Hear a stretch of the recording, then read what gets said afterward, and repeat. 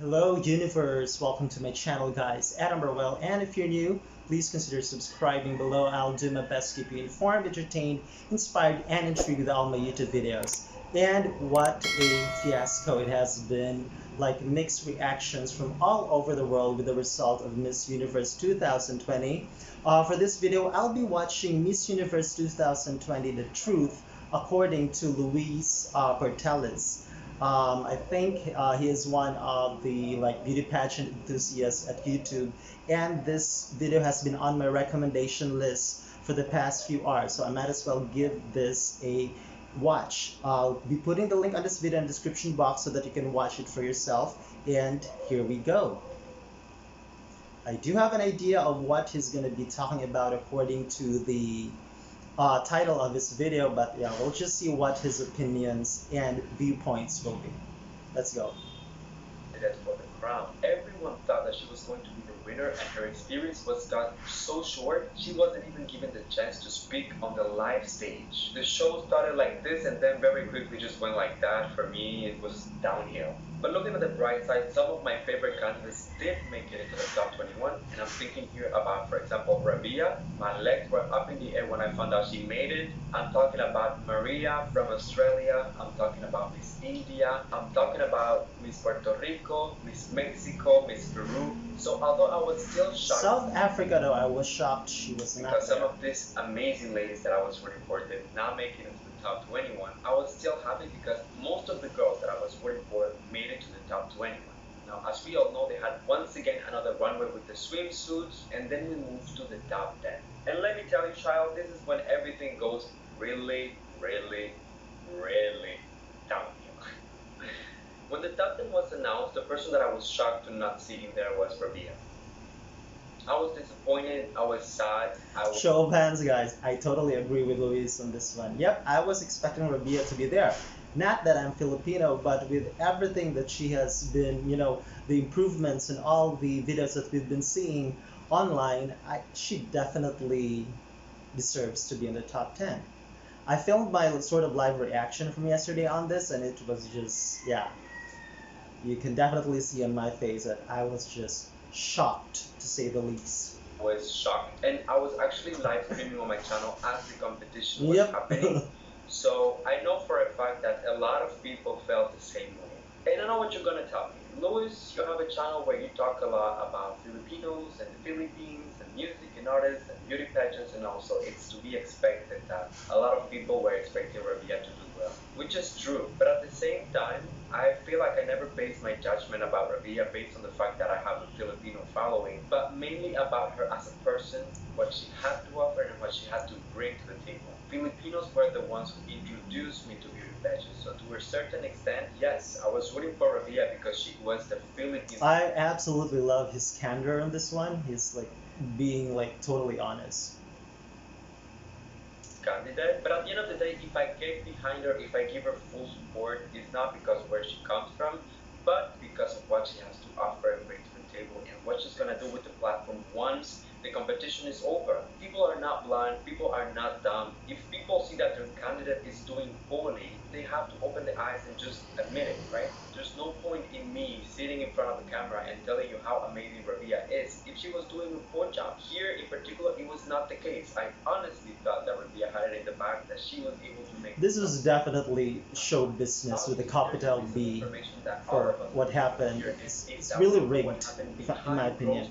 When they had their private interviews, she gets nervous, she gets stressed, did something happen? Yep, she was even crying. But at the end of the day, what I'm telling you with after this is that I think after sad, that was that I was hoping prelims. for more for Rabia. Regardless of that, I'm still proud and I'm still very satisfied with everything that she did throughout the competition up until this point. And I feel like that's what we should focus on right now. Now going back, top 10 was announced, they had a new runway with the gowns, everyone was looking beautiful. And then we get into the top 5. And this is where, once again, I had a problem in going back. It was a disappointment after disappointment, to say the least. This for me. Everything was shocked just, to not see Australia going to the top 5. And there were other candidates that I was rooting for as well. I'm thinking, for example, of Thailand. It was like 1 Indian and 4 Latin American at this women. point in the competitions with the candidates that were left, I would have loved to see them both in the top 5. And one that I think deserved She had the entire package: beauty, brains, Yep, I grace, totally agree with mind, this. Puerto you Rico. name it. And when they announced the top 5, I think that my jaw was just like touching the floor. But once again, look, all of this is happening in life. So many things are going through your mind that you don't even know how to process all of this information. So we just have to go with it, and wait until the end of the show so that we can take a break and ask yourself what really happened. Still, up to this point, within the top 5, some of the candidates that I predicted did make the final cut. So hear me out when I'm telling you that I was not upset by any means about seeing these ladies on the top 5. So it was not like I was coming from a hateful place. I predicted Miss Mexico, I predicted Miss India, I predicted Miss Peru as well. Now here we're heading to the point. Honestly though, Mexico was not on my radar.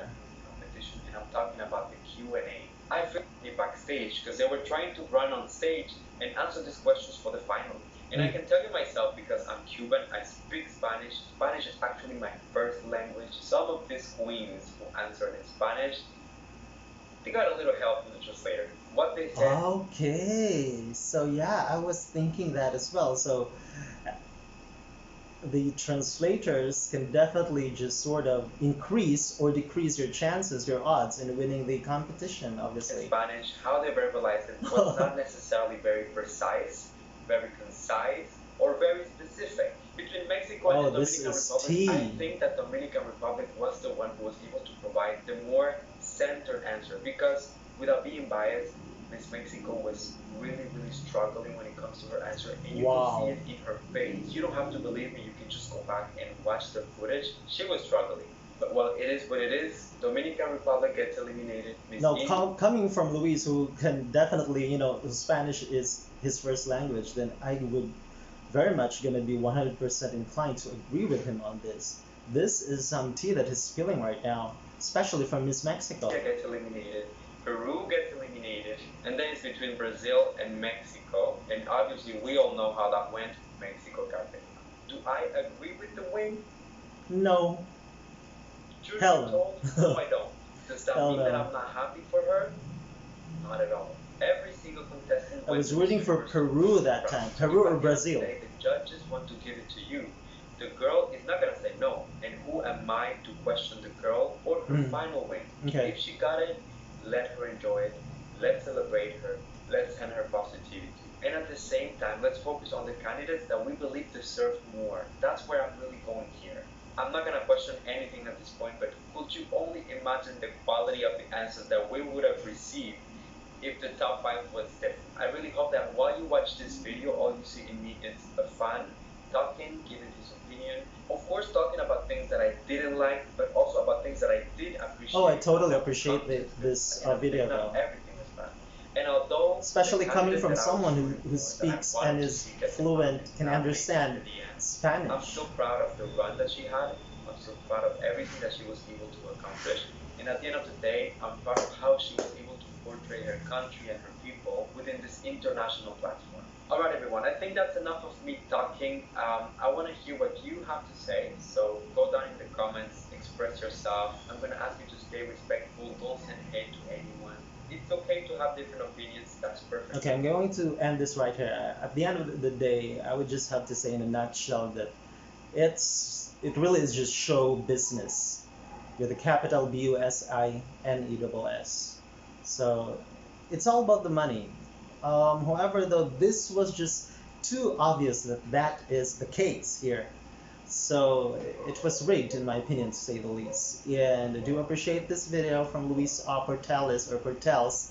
Thank you so much for at least giving us like clarity on the whole thing, because a lot of Filipinos has been like mildly shocked, to say the least, you guys.